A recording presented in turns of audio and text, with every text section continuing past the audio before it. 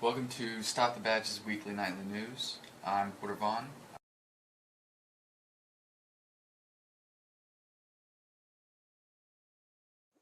Okay, I want to take a second and examine this chart I made. Looking back to kind of a cost of living examination versus employment wages. And I started back in 2004. There's a glare right there, but that's 2004, when the minimum wage was, I believe, $5.65.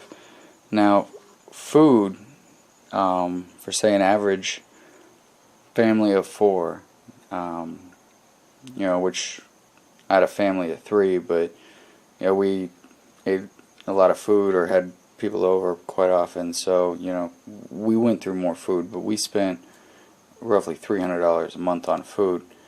And then rent for a one-bedroom apartment in 2004 was $450. And these are all local figures from Mesa, Arizona.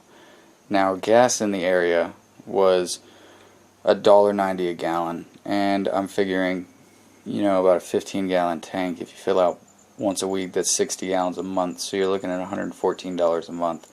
And then an average electric bill, and again, just for even a one-bedroom apartment, $50 a month. But the cable internet phone package, the rates are relatively cheap. It was, $55 a month, bundle and save. And then if you were working if you were working 40 hours a week, 160 hours a month, you'd take home $904 before taxes at the $5.65 an hour rate. And your cost of living for all these expenses would be $969. So you would still be shy $65. So we fast forward now to 2007, where they've raised the minimum wage to $7.25. But also comparatively, you're making more. Now your take home each month is $1,160 before taxes, mind you. But as you can see, gas has gone up 60 cents. Your average electric bill has gone up $25. The cable internet phone bundling package, they've increased the internet speeds, and the network's gotten bigger and more people are on it, so demand has gone up. So they've raised the rates. Now the bundling package is about $90 to $100. And rent for a one-bedroom apartment is not that high, but it was about $500, starting. And then food for an average family, about $400 a month. So all of that, you're still down now $75 an hour, just working 40 hours a week, minimum wage, and you still can't afford to provide for your family. So now I want to look currently at 2014, where I believe our minimum wage is $7.80. I know it's just shy of $8. Currently, food for a family of four, especially, if you want to make your own fresh stuff, it's more expensive. But if you want to buy the freezer stuff in bulk, either way, you're going to be looking to spend about $500–600 for a family of four on a month's worth of groceries. Your rent, starting for just a one-bedroom apartment, even like the lower upkeep, kind of older buildings, are around $650 to $700 a month. Gas is currently, in its cheapest area, about $3.50 a gallon. And as far as your electric bill, about $120 to $150. And now the cable phone internet package is about $130. And that's without, Showtime, HBO, any of the special channels. But right now, you're looking at a cost of living range between $1,600 and just under $1,800 monthly. And take home at 40 hours a week, 160 hours a month on minimum wage, is $1,250 before taxes. So, as you can see, as the cost of living rises as the minimum wage rises, and the more it goes up, the more the cost of living goes up. You see, it just went up from $5.65 to $7.25. It increased $1.60, and only a $10 difference. But again, we raise almost the same, just another $1.65, and we see a huge change. Now, where we started off, everybody was making $900 a month in 2004. Now they're making an extra $350 a month. But now their gap is at least $350 a month, what they're falling short of a one-person income providing for a family. Even if they're shoved into a one-bedroom apartment and using as little electricity.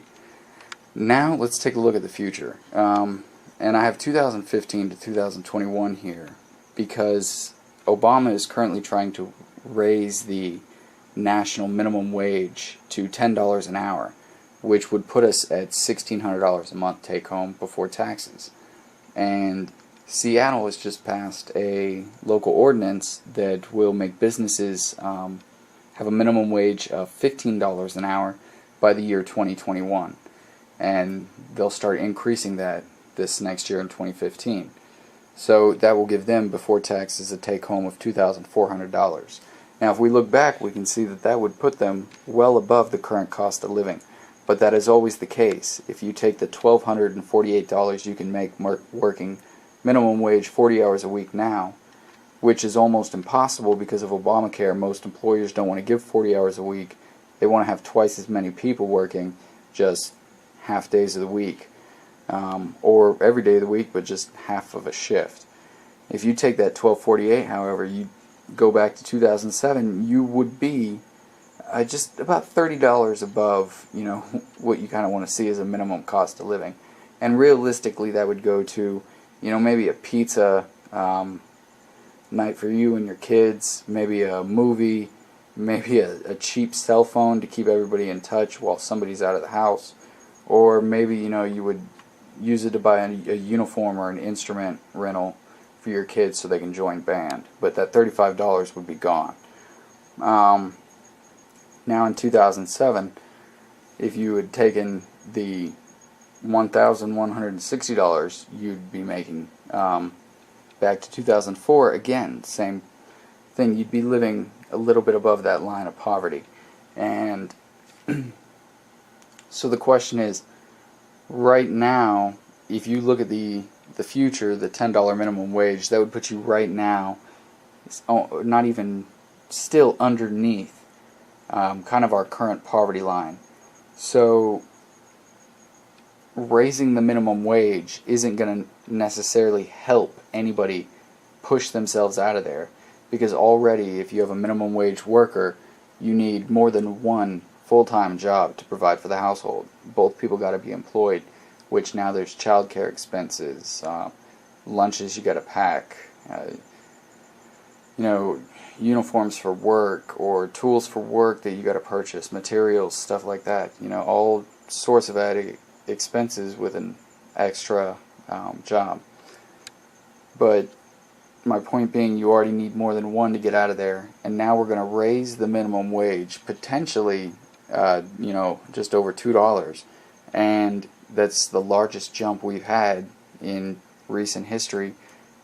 Say for Seattle, which just pushed theirs up to $15, almost doubling the current one over the next 7 years.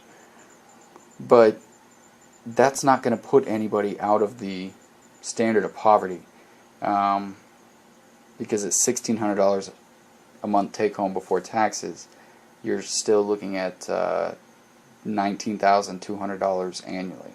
Still very far below the poverty line. But because everybody's going to be making more hourly, and because it will be raised, that will justify the continued inflation of food expenses, the rise of rental rates, electricity and utility bills, cable packages. They'll continue to go up. And that cost of living will just soar, leaving you far behind it. So it's never good to vote for raising the minimum to say that everybody should just be provided for, increasing welfare, because what happens when those checks stop? Most families do depend on them. One in every 3 people in America is on a form of assistance. So not most people, but certainly a great percentage of them already. and pushing the bar up to make us all closer to that poverty line will do nothing but in the end put more of us on these welfare programs just so we can survive, and then complete wage control, complete control of our lives, our savings, our future, our debt, just living from one debt to another, forever growing further in debt, and we can't let that happen. So we need to focus more on having a skill, having a craft, a trade, being part of the community. I myself am starting to do that as well. Give yourself a service you can provide independently, and don't depend necessarily, but work towards getting yourself independent of the minimum wage bracket, either through a career, industry, a business you create, whatever it may be. But raising the minimum wage is not going to help you. It's only going to hurt you by separating the gap of wealth in this country and making you poor if you're somebody working for the minimum wage.